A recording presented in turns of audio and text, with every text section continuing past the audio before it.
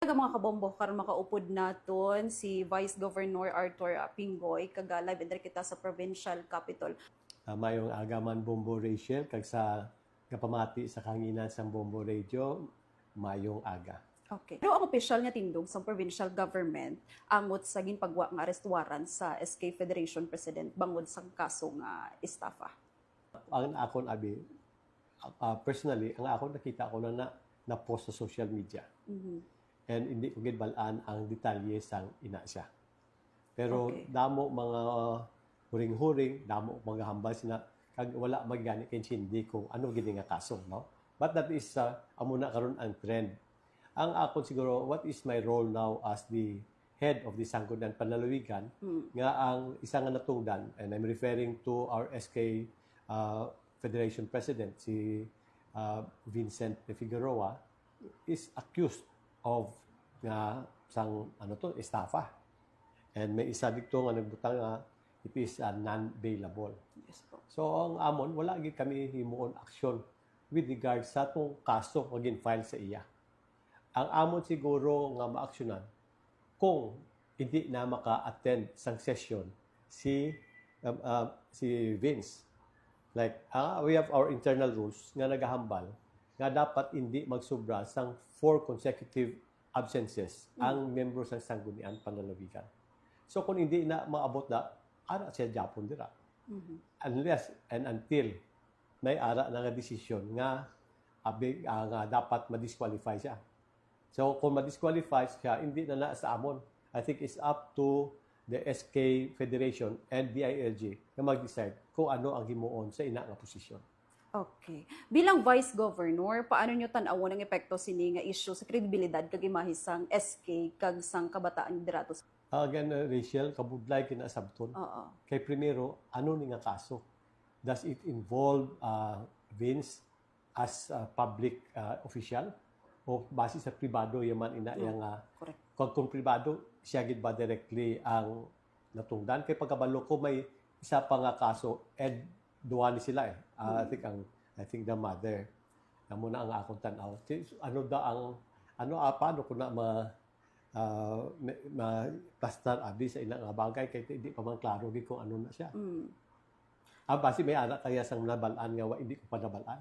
Okay. Kung sakali man no nga mapamatud-an kag ma-prove nga guilty si Vince, ano ang posibilidad o kung may posibilidad bala nga ma-suspend o kung ma-relieve siya? Ang kung abi akon first nambal ko to ang rules. Yes. Nga kung abi hindi siya ka-attend sa 4 ka sunod nga session, consecutive session, pwede siya masuspend. For misconduct, pwede na among desisyonan. Pero sa ini nga kaso, ang mag-desisyon sila siguro ang korte.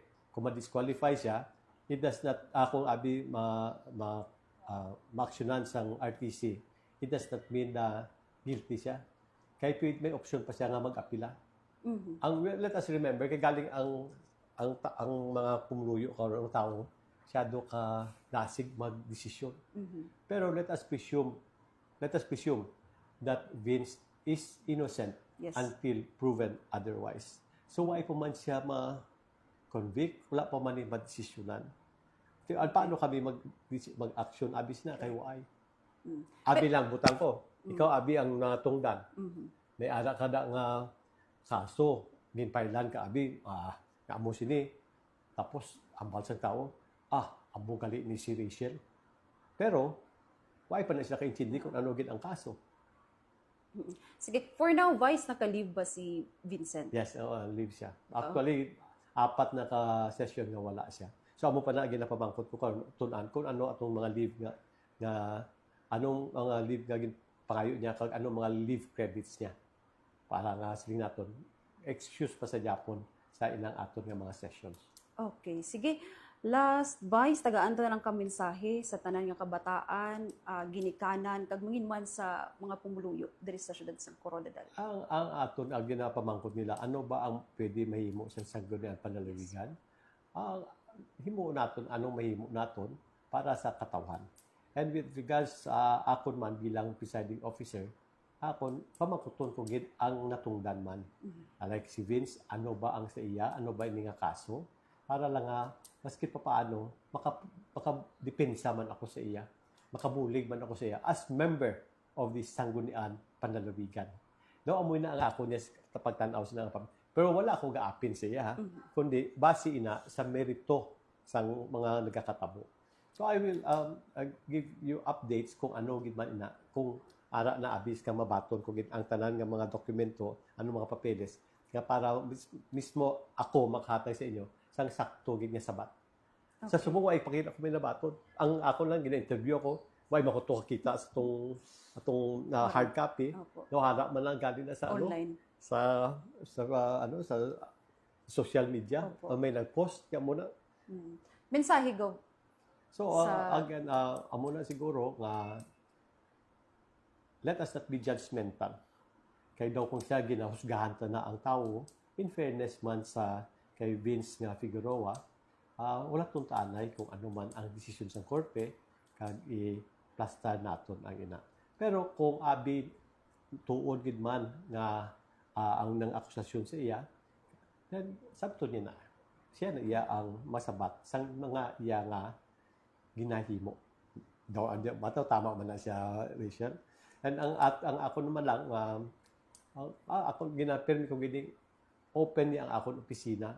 Not only sa media, kundi sa tanan. Kaya kung may mga ara ka mo nga reklamo o gusto ka mo ipaabot sa provincial government, paagi sa vice governor o sa Sanggunian Panlalawigan, willing to pati ako nga ang tingog sang katawan, SP in action. Kay dira mabasihan ang amo nga ginahimo nga ordinansya layi ka mga legislation. Okay. Vice Go, may aga kag madamo gid nga salamat sa Thank you man, Rachel. Daw piniro ta ka nakita diri sa office ko. You are